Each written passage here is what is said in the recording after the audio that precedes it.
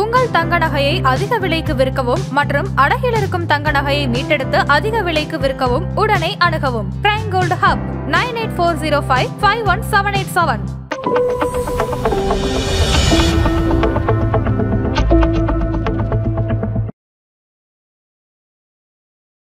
வணக்கம்.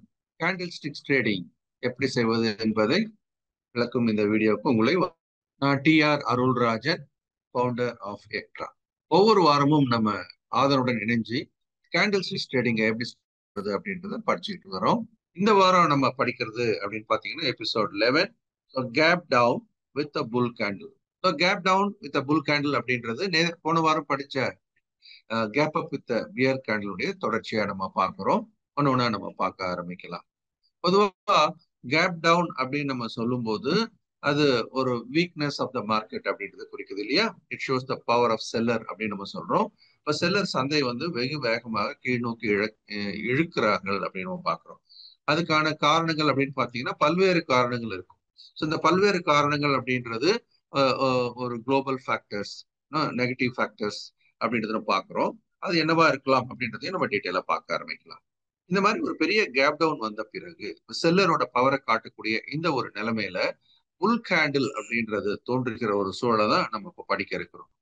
இப்ப புல் கேண்டில் அப்படின்றது எதை குறிக்குது அப்படின்னு சொன்னா பையரோட ஸ்ட்ரென்த்தை குறிக்குது. இது ஒரு வினோதமான சூழ்நிலை இல்லையா? சோ கேப் டவுன் ஆகும்போது செல்லர்கள் மிக வலுவாக சந்தையை இறக்கி கொண்டிருக்கும் போது அதே நாளில் பையரும் மார்க்கெட்டுக்குள்ள இறங்கி அந்த செல்லரோட சண்டை போட்டு அந்த சூழ்நிலையை மாற்றுவதற்கான முயற்சியில் ஈடுபடுறதை நம்ம பார்க்கிறோம்.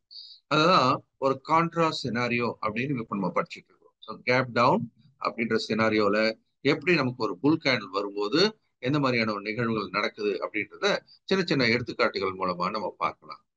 இப்ப சாதாரணமா இது வந்து நம்ம என்னன்னு கன்க்ளூட் பண்றோம், a fight between the sellers and buyers. ரொம்ப ஒரு சீரியஸான ஒரு ஃபைட் நடக்கிற இடமா நம்ம பார்க்கறோம். இப்ப நம்ம பார்க்குற இந்த நிஃப்டியோட கேண்டில் பார்த்தீங்க அப்படின்னு சொன்னா மிகப்பெரிய ஒரு வீழ்ச்சி அப்படின்னு நம்ம இங்க பார்க்கிறோம். இந்த வீழ்ச்சி அப்படின்றது யாரால ஏற்பட்டது அப்படின்னு சொல்லும்போது இது வந்து ட்ரம்ப் எஃபெக்ட் அப்படின்னு நம்ம சொல்லலாம். இது வந்து ஏப்ரல் 7ஆம் தேதி அன்னைக்கு 2025 நடந்த ஒரு விஷயம். இந்த மாதிரி ஒரு பெரிய கேப் டவுன் நடக்கும்போது இதுக்கு ஏற்கனவே 5% இல்லையா நிஃப்டியினுடைய வரலாற்றில் சமீபத்துல இதுதான் வந்து அதிகபட்ச வீழ்ச்சி அப்படின்னு பார்க்கிறோம். 22,899 22,900 இருந்து கிட்டத்தட்ட அது 21,900 எந்த அளவுக்கு ஒரு பெரிய வீழ்ச்சி ஒரே நாள்ல 1000 புள்ளிகளுக்கு மேலான ஒரு வீழ்ச்சியை நம்ம பார்க்கிறோம். ஸோ இந்த வீழ்ச்சி நடந்தது அப்படின்றது இந்த நாள் தான். இது வந்து நான் ரவுண்ட் பண்ணி காமிச்சிருக்கிறேன். ஸோ இந்த கேப் டவுன் ஆன அதே நாளில் அது என்ன பண்ணிருக்கு, மெல்ல மெல்ல எழுந்து க்ளோசிங் அப்படின்னு பார்த்தீங்கன்னா ஒரு ஏற்றம், அதாவது கிட்டத்தட்ட இந்த லோ அப்படின்றது ஹை அப்படின்றத நம்ம பார்க்கும்போது ஒரு 500 புள்ளிகளுக்கு கிட்டத்தட்ட ஒரு ஏற்றம், அதாவது இந்த 1000 புள்ளிகளுக்கு மேலான ஒரு இறக்கத்திலிருந்து ஒரு பகுதியை ரெக்கவரி பண்ணிருக்கிறத நம்ம பார்க்கணும். நிஃப்டி வந்து இந்த மாதிரி ஒரு கேப் டவுன்ல இறங்கும் போது சாதாரணமா செல்லரோட ஆதிக்கத்தை காட்டக்கூடியதாக இருந்தாலும் கூட அதன் பிறகு பையர்ஸ் இந்த இடத்துல உள்ள வராங்க, வந்து அதை தடுத்து நிறுத்தி அதை மேல் நோக்கி திருப்பி இருக்கிறாங்க. இதுல இருந்து என்னென்ன இன்ஃபரன்சஸ் நம்ம எடுக்க வேண்டியிருக்கு அப்படின்னு பாத்தீங்கன்னா, இந்த மாதிரி கேப் டவுன் நடக்கும்போது வரக்கூடிய அந்த இம்பாக்ட், ட்ரம்ப் எஃபெக்ட், ட்ரம்ப்போட டேரிஃப் எஃபெக்ட் வந்து எந்த அளவுக்கு சந்தையை பாதிக்கும் அப்படின்றதுல ஒரு அசஸ்மெண்ட் இருக்கும். இந்த மாதிரி ஒரு வீழ்ச்சிகளை வந்து இன்ஸ்டிடியூஷன்ஸ் என்ன பண்றாங்க, ஒரு ஆப்பர்ச்சுனிட்டியை பார்த்து வேல்யூ பையிங் அப்படின்னு சொல்லக்கூடிய ஒரு ஆக்ஷனா எடுத்து அவங்க அந்த இடத்துல வாங்குறத நம்ம பார்க்கணும். ஸோ அந்த வேல்யூ பையிங் அப்படின்றது இப்போ பார்த்தீங்கன்னா 21,700 800 இந்த ரேஞ்சில் அந்த இடத்துல ஒரு பையிங் ஆப்பர்ச்சுனிட்டி கிடைச்சி அதன் பிறகு பார்த்தீங்கன்னா டே 1, டே 2, டே 3, டே 4 அப்படின்னு ஒரு 4-5 நாட்களிலேயே பார்க்கும்போது ஒரு 2000 புள்ளிகள் வந்து ரெக்கவரி ஆனது நம்ம. ஆக இந்த கேப் டவுன் பீரியட்ல ரீட்டைல் இன்வெஸ்டர்ஸ் எல்லாருமே என்ன பண்ணுவாங்க, சைக்காலஜிக்கலி ஒரு வீக்னஸ் வந்து எல்லாத்தையும் விற்பதற்கான முனைப்பா ஈடுபடுவார்கள். ஆனால் அதே சமயம் இந்த கேப் டவுன் எஃபெக்ட் அப்படின்றது நம்ம லாங் டேர்ம் இன்வெஸ்டர்ஸ்க்கு வந்து எப்படிப்பட்ட மிகப்பெரிய வாய்ப்பை கொடுக்குது அப்படின்றதுக்கான மிகப்பெரிய ஒரு எடுத்துக்காட்டு இது. ஓகே, இந்த மாதிரி நம்ம படிக்கிறது மூலமா நமக்கு என்ன பெனிஃபிட் அப்படின்னு பார்க்கும்போது அடுத்தடுத்த சூழல்ல நம்ம கொஞ்சம் சுதாகரித்து கொண்டு அதை எப்படி வாய்ப்பா பயன்படுத்தணும்ன்றது ரொம்ப முக்கியமான ஒரு விஷயம். இதற்கு அடுத்து அப்படின்னு பாத்தீங்கன்னா 13ஆம் தேதி June 2025 Israel launch air strike on Iran.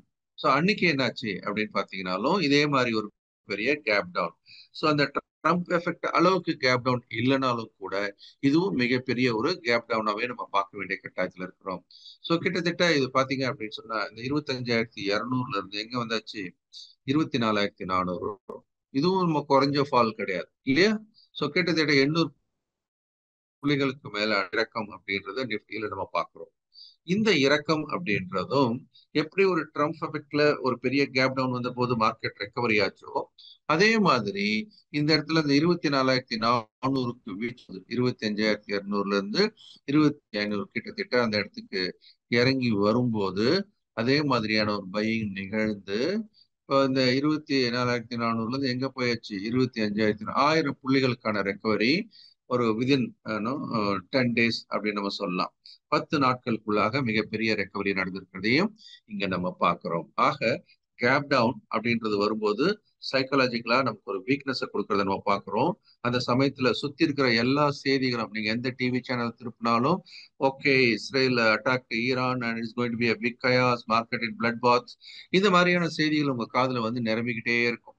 நெட்ல பாத்தீங்கன்னாலும் அதான் அது பத்திய செய்திகள் தான் இருக்கும். கிராஷ் இந்த US market crash, okay European market crash, Asian market crash இந்த மாதிரி சுத்தி நிறைய கிராஷ் செய்திகளும் அதை பற்றிய தகவல்கள் உங்க காதுல விழும்போது மைண்ட் என்ன பண்ணும் அது சைக்காலஜிக்கலா ஓகே வித்துரு வித்துரு வித்துருன்னு புஷ் பண்ணும். அதே சமயம் இன்ஸ்டிடியூஷன்ஸ் என்ன பண்றாங்க உள்ள வராங்க. ரெண்டுக்கும் என்ன வித்தியாசம் அப்படின்னு பாத்தீங்கன்னா ரீட்டைலர்ஸ்க்கு வந்து emotionally they are taking decision, institutions are taking rational decision. காரணம் என்ன நாலேஜ் தான். அப்ப அந்த நாலேஜ் அப்படின்றதையும் ப்ராப்பரா நம்ம லேர்ன் பண்றது மூலமா இந்த சூழலை சக்சஸ்ஃபுல்லா கையாளலாம் அப்படின்ற ஒரு விஷயத்தையும் மைண்ட்ல நம்ம வச்சுக்கணும். ஆக ஒரு கேப் டவுன் ஆகும்போது புல் கேண்டில் வர சினாரியோவை நம்ம எப்படி கருத்தில் எடுத்துக்கொள்ளணும்னு இந்த ஒரு 2 எடுத்துக்காட்டுகள் மூலமாகவே நல்லா புரிஞ்சுக்கிட்டு இருப்பீங்கன்னு நம்புறேன். அதே மாதிரி போனவா படிச்ச ஒரு விஷயம் அந்த gap up with bear candle அப்படின்னு ஒரு சினாரியோ பார்த்தோம். ஸோ அந்த gap up with bear candle அப்படின்றத எப்படி ஸ்டடி பண்ணணும் அப்படின்றதுக்கு நிறைய எடுத்துக்காட்டுகள் நான் கொடுத்துருந்தேன். அதுல வந்து எப்படி செல்லர் ஸ்ட்ராங்கா இடத்துல கேப் அப் ஆகுறது பையர் தான், ஆனா செல்லர்ஸ் அந்த இடத்துல எப்படி டாமினேட் பண்றாங்கிறது நம்ம போன வாரம் படிச்சிருந்தோம்.